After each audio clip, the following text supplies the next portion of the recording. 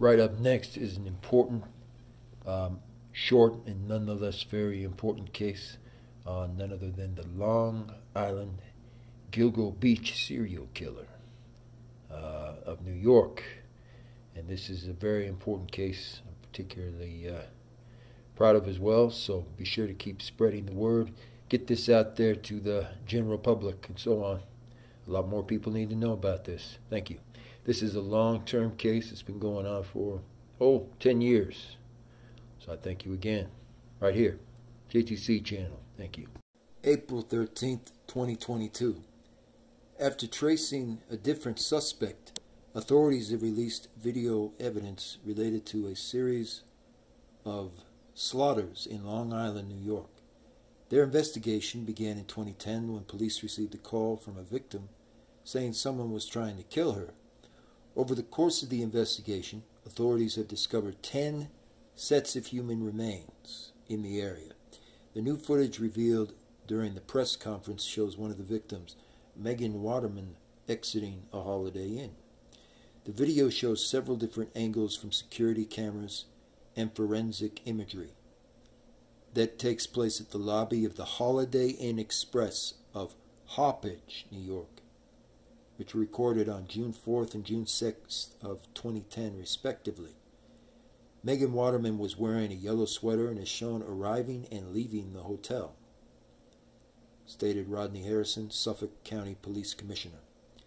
Additionally, they set up a website for people to turn any information in they have regarding this case. We are doubling the reward for information that may lead to the arrest and conviction of the Gilgo Beach, New York serial killer, from $25,000 to $50,000 so far. This represents the highest Crime Stoppers reward for all of Suffolk County, New York. The press conference ended with an attorney for one of the victims urging the public to assist them with solving this case.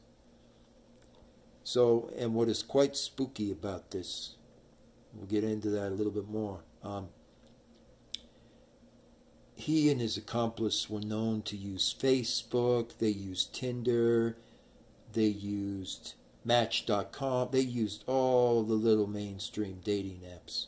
And I will tell you this and leave you with this key point. This makes nearly anyone, guaranteed, think twice. Just once and for all, think twice about using one of those online apps for anything. You know, even to take a friend or find a friend to go down to the local watering hole. He used Snapchat. He used in fact, they both used like any of those online apps you can come up with. Plenty of Fish, you know. And so I say that as a cautionary tale, you know. I know people who wouldn't be caught anywhere near using any of those online apps, including Snapchat. And they are that way for very good reason. These specific things have been used in more murders and more cases of serial killers going on little murder sprees and things like that than almost anything in our natural history. So in a way, that's right, technology has been a great boon to serial killers and murderers and thieves and all types of real bottom of the barrel type of scum in the nation, because they're so anonymous and they don't, at least for the most part, nearly all of them, including Tinder, they don't verify all the address, they don't verify the personal information, and they don't verify nearly anything of the people that sign up for these little chat room apps and dating apps and similar things. So I thank you again for getting this story out there further as more of a cautionary tale, because I would say we can trust most of these large companies about as far as they can be thrown. And it's all the better when we see more of these startup companies come out who are really serious about, you know, protecting the public, and maybe they'll come up with a chat room application or something where everybody's home is verified on camera and similar things to that, to make it, you know, actually foolproof, to make it kind of a safe idea so to speak. What we have out there today is in no way safe or even worthwhile investing in, because it is absolutely treacherous when it comes to these things like Facebook online and things like that. There's just no way to verify what people are truly doing or where they are, sadly. And except in certain criminal cases and things like that, you know, it's very difficult to track anybody as well. So thank you again. I appreciate it. Keep getting the word out. Thanks. The Long Island Gilgo Beach state killer traced his victims and allegedly tracked some of them that you would only see in like a horror film, or for example a very deranged fan or something like that. In May of 2010, 23-year-old Shannon Gilbert disappeared from a gated community on Long Island shore. Her disappearance led to a search that uncovered 10 other victims along a desolate beach highway that same year.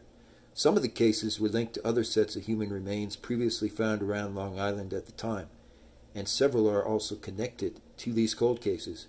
In December of 2010, while searching for Shannon Gilbert, police discovered a body near Gilgo Beach off of Ocean Parkway.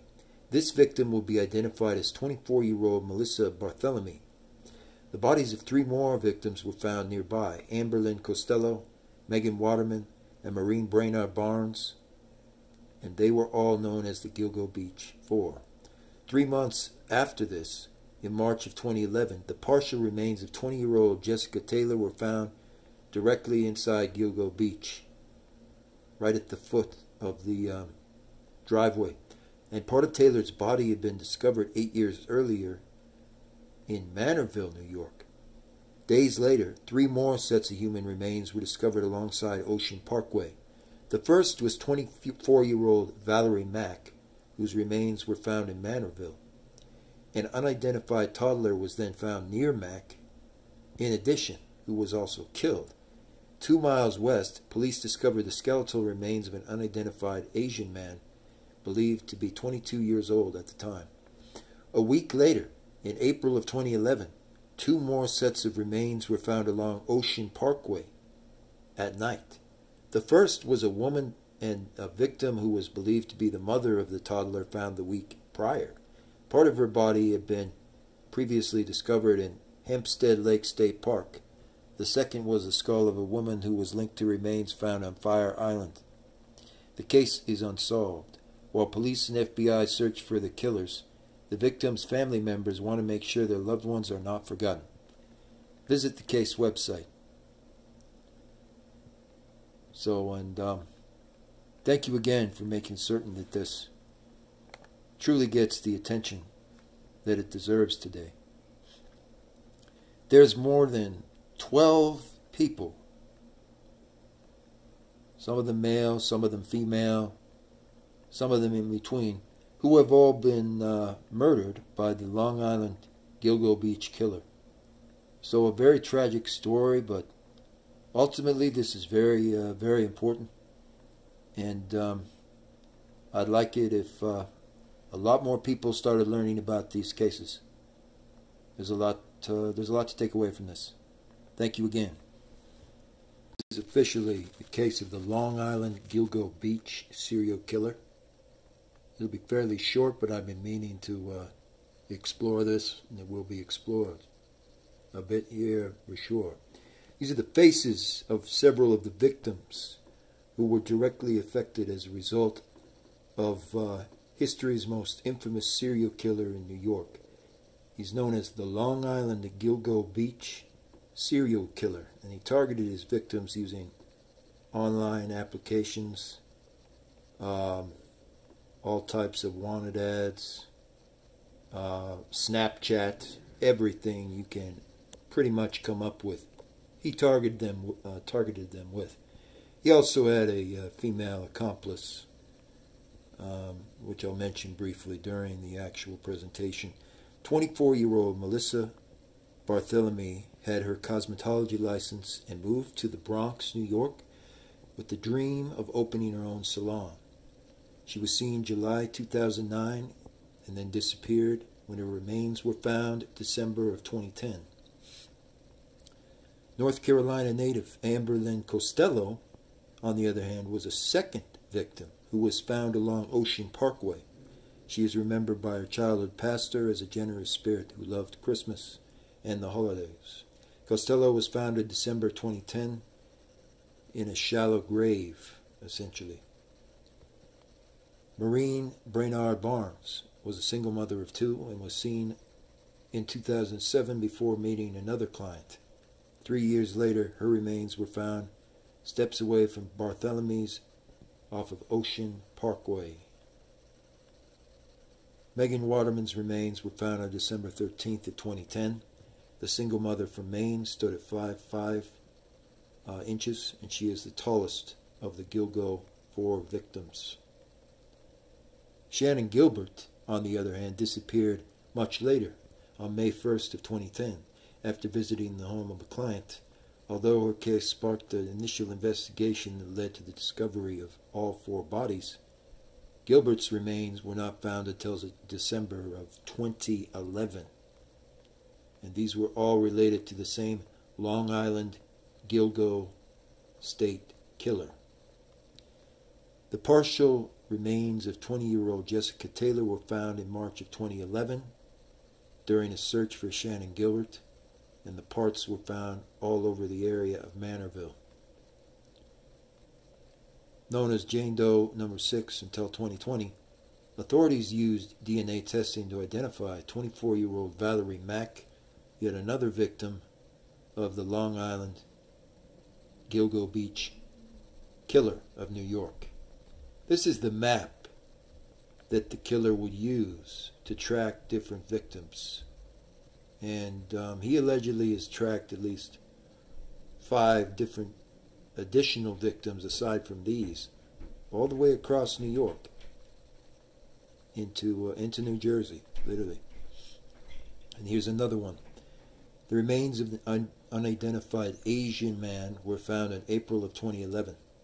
The young adult was found less than half a mile from where Waterman's body was discovered. So he was also killed by the same serial killer. And unfortunately, so were at least a dozen others. So I'm going to be covering this for a bit. This is a very important history lesson. And I thank one of my viewers for bringing it to my direct attention as well. Thank you. More to come. Very important forensic evidence has been uncovered in the cold case of the Long Island Gilgo Beach serial killer. It's been a decade since the bodies of various young victims and women piled up around Long Island's Gilgo Beach. Since then, little has been discovered as of late about who was responsible for the 10+ murders. Actually, there's like 16+ murders with this, which is just unbelievable.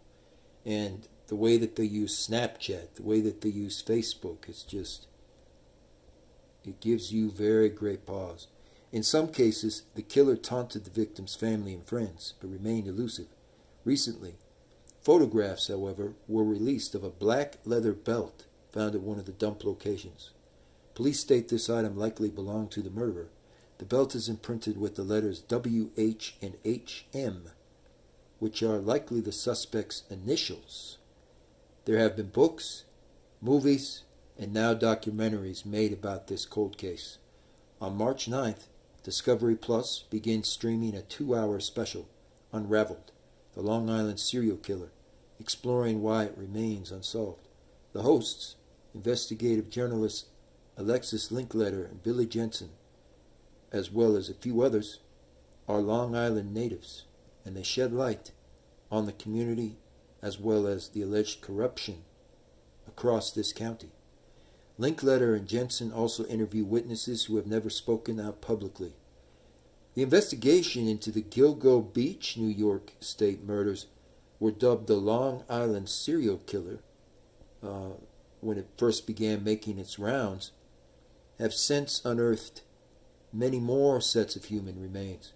Authorities discovered 10 sets of human remains right along Gilgo Beach, but so far they identified the remains of only 6 victims: Melissa Barthelomy, Amber Costello, Megan Waterman, Maureen Brainard Barnes, Jessica Taylor, and Valerie Mack. And yes, for those wondering, Valerie Mack is related to Allison Mack from the TV series. That is literally, that's her cousin. And so this is quite interesting to see this. Mack's remains were the latest identified in May. She was Jane Doe number 6, found in Manorville, New York. Police believe the deaths of Barthelomy, Costello, Waterman, and Brainard Barnes, who were all, S workers and so on, are raising the specter of one or more serial killers using the area as a private dumping service. The women's remains were uncovered accidentally as police searched for 24-year-old Shannon Gilbert, who went missing after visiting clients in Oak Beach. Her remains were discovered in December of 2011. Though it was the search for Gilbert's body that led to the discovery of others, police do not believe the cases were linked. They suspect she got lost in the inhospitable marshland and was trapped there before dying afterwards. So, interestingly enough, they have discovered these initials, WWH, and similar things. And it goes to show you, you need to always plan on being with somebody in person and meeting them up front, in person. Whether that means you have to talk to them, safely on some kind of video chat and talk on a physical cell phone about 4 blocks away from each other or something else. Whatever the case, you need to confirm and verify who they are in person. And no matter what, when you meet anyone, have protection with you, meaning personal weapon or something to protect yourself. Because, folks, the truth is you don't know. And when you're talking about like the Snapchat world and similar things, you don't know who you are ultimately going to meet out there. And these corporations, these companies, especially the large ones, they deliberately make it so anonymous that it's just very unpredictable who you're going to meet. And so even if you meet somebody at a library or something, I just have always personally recommended make sure you've spoken to them on cell phone, at least 5 blocks or something apart first, and verify who you're talking to, and confirm all that. Because this happens all too often. And this is, of course, a tragic instance of that in the documentary that they air on Discovery Plus. So thank you again. I appreciate you continuing to spread the word. And keep raising the specter on this case. Thank you. Right here, JTC Channel.